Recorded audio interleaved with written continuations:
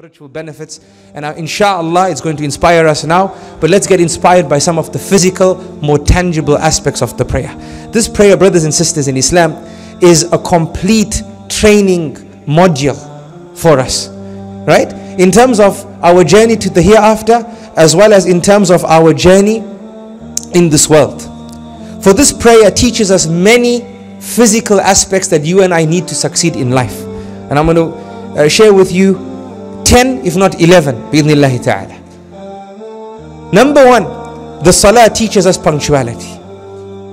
It teaches us punctuality because Jibreel came and taught the Prophet sallallahu alaihi wasallam the times specifically, accurately, and then Allah in His book says, "Inna salata kanat ala al-mu'minina kitaban mawquta," that indeed the salah has been prescribed at fixed times.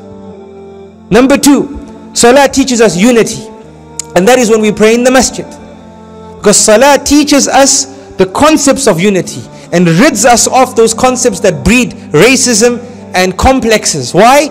Because Allah gathers us in the masjid irrespective of our name, irrespective of our fame, irrespective of our financial standing, material well-being. There's no line for the rich people and line for the poor people and line for the colored people and line for the non-colored people. There's nothing like that. Everyone stands.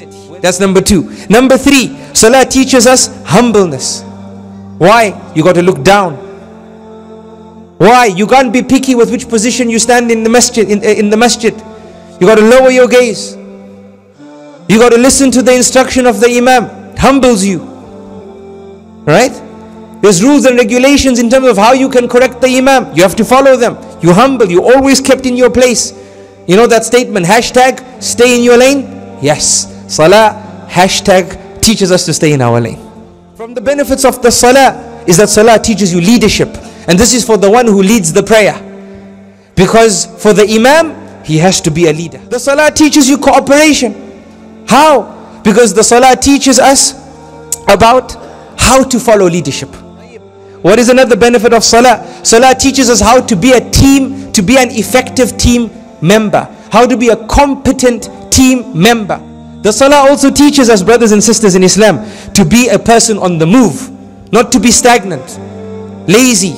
You see, in the salah, there's never a time when you're quiet. When you're standing, you're praying. When you're prostrating, you're praying. When you're bowing, you're praying. Salah teaches you as well to be dynamic and not static.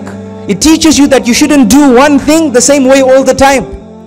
The salah also teaches us that we should have rest in our lives.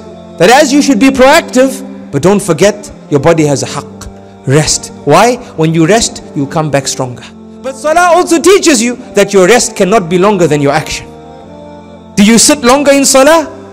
No. And some people say, hey, the Shaykh said the salah says rest. Khalas, I'm sleeping 8 hours, 10 hours, 12 hours. Then I'll wake up, do 2 hours work, then sleep for another 12 hours. Say, no, salah teaches you it. No, salah teaches you that you should rest, but only enough to come back stronger. What else does salah teach us? Salah teaches us to be people of good speech, because throughout the salah you're only reciting the praises of Allah subhanahu wa ta'ala or the Quran, and that's it. There's nothing else. In fact, that's it. And last but not least, the salah teaches us peace and unity. We spoke about unity, but peace in terms of formulating this unity. Why? Because at the end of the salah you say Assalamu alaikum wa rahmatullah.